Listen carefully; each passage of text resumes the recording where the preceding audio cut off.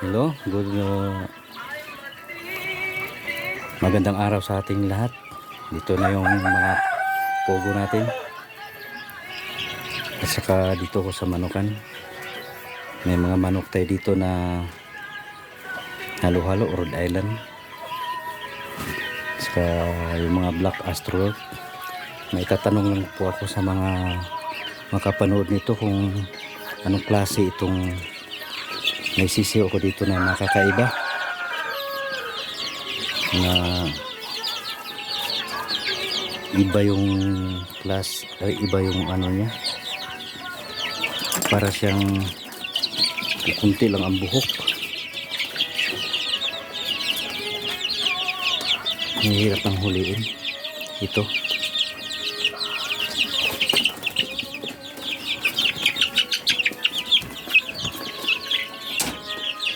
Ito yun, iba yung ano niya,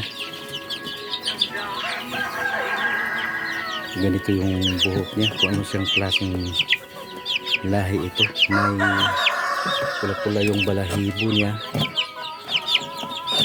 tapos kulang yung buhok niya. Kung anong klase ito, hindi makita masyado dito.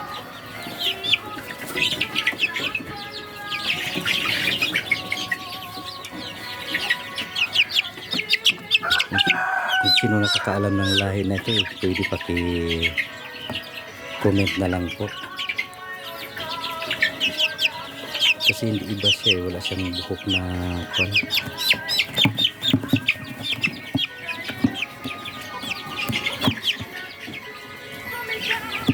Para siyang tukling.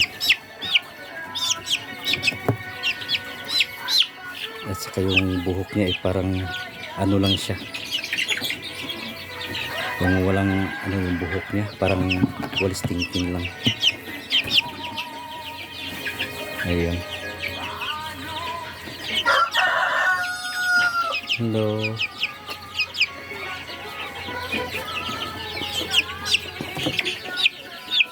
Ito ka na. Kasi may kasama kasi ito, kaya issue 18. May kasama siyang Black Astrolot at saka kuwan. Itong isa na ito, yung lahi nila. Ayun o, yung mga itim na yun, Black Astrolot at saka kuwan ito. Kasi ito mga Rhode Island na ito. At saka may native na rin na nalahian ng Rhode Island. Ayun yung mga puti na yan. Pero hindi Rhode Island yung puti na yan. Mga ano lang yan. Marami tayong sisim ngayon. At saka marami na yung pinakawalaan ko.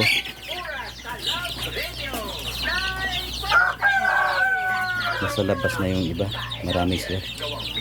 Mahigit na ito na 400 yung manok ko rito. Pati na yung dati, yung mga ina nila.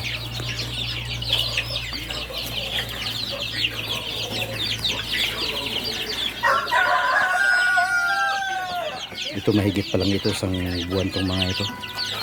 Ito. Pero itong maliliit dito, wala pa ito isang buwan. 3 weeks pa lang ito. Kailang nakalahalo na sila kasi pinaghalop na sila sa isang kulungan. Kasi maano sila. Tapos sa pagkain, sinasayang pa ng iba. Pagkain. Ito malalaki na ito. Mahigit na rin isang buwan. Tapos itong pugo natin, bali 47 days, 48 days pa lang sila ito. Pero may 50% na yung itlog niya. Wala pang itlog na yan kasi maaga pa. Mamaya pa itong mga alas 10, alas 11 may kukunti-kunti na. Paghapon na ito ng pinakamaraming itlog nila. Kaya palagi ko silang dinidisturbo para hindi sila ma-distress. Kasi pag sabi yung napanood ko na iba, sabi nila nai-stress daw yun kapag habang nangingitlog. Pero ako, nandito ako palagi. Natutulog na yung iba. Ayaw na kumain. Tapos yung lalaki dito, hindi ko pa alam kung anong lalaki dito, sa anong lalaki dito. Yung ilan-ilan ito, baka siguro may mga 10 at ang lalaki dito kasi maraming maingay. Dito may isa dito pero hindi ko mahuli. Pinabayaan ko lang siya muna. Tapos dito sa ilalim, pati doon, nandun, may dalawa doon ako na kung na ang ingay. Pati doon. Tapos ito yung mga baldado natin na pugo ito.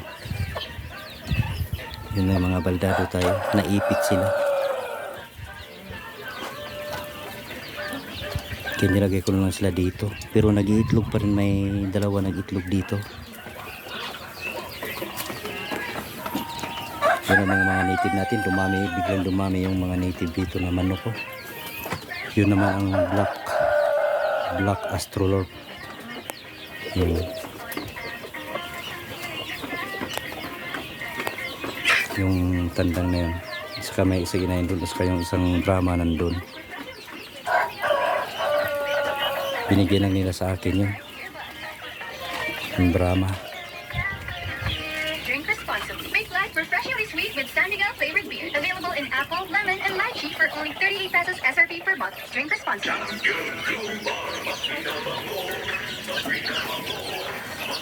Kita natin yung ibang mga manok doon. Nandun sila sa labas. Yung mga iba na mga maliliit.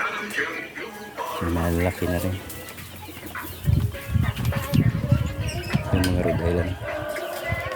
Higit 2 buwan na.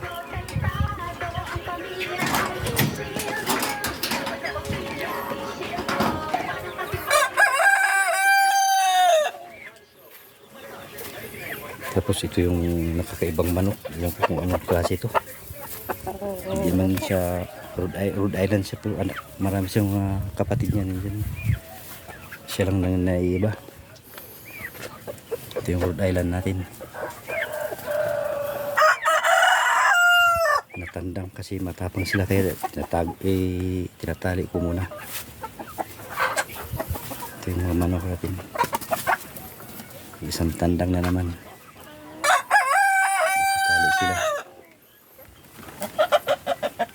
Ito pa yung isa. Yung iba dito, kinakatay ko na lang iba dito. May pinamigay pa ako. Kasi ang dami nilang lalaki. Ito yung shamo natin.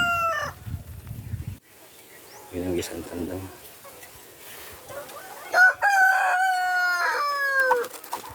Ito yung shamo.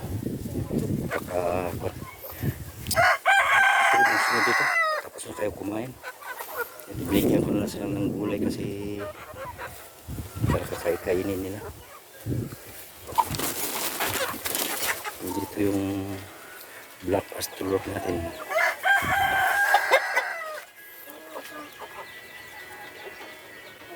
Yun yung tandang na yun.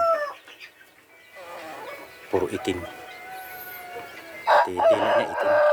Tapos ito yung isa. Mga ganyan. Yan ang nanay niya doon sa ibang sisyo doon.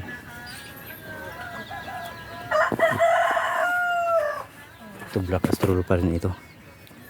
Pero bihira lang pala mag-itlog. Tapos nag-itlog sila, kaya nakain pa. Kung hindi mo mabantayan.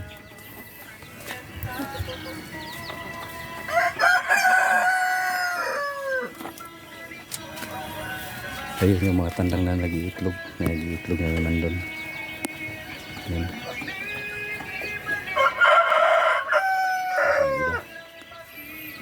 Hindi ko na sila nalagyan ng tandang para hindi mo na ako nag-incubate ngayon kasi palaging na-burn out dito sa amin.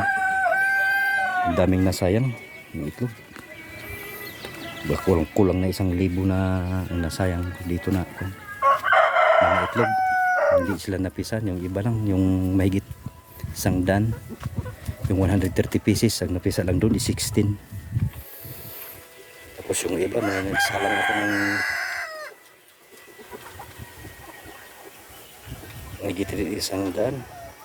Minsan may 7, 6 na nabuhay kasi palaging run out. Hanggang dito na lang po muna. Nag-vlog tayo ulit. lalim ng pag share kasi itong cellphone ko.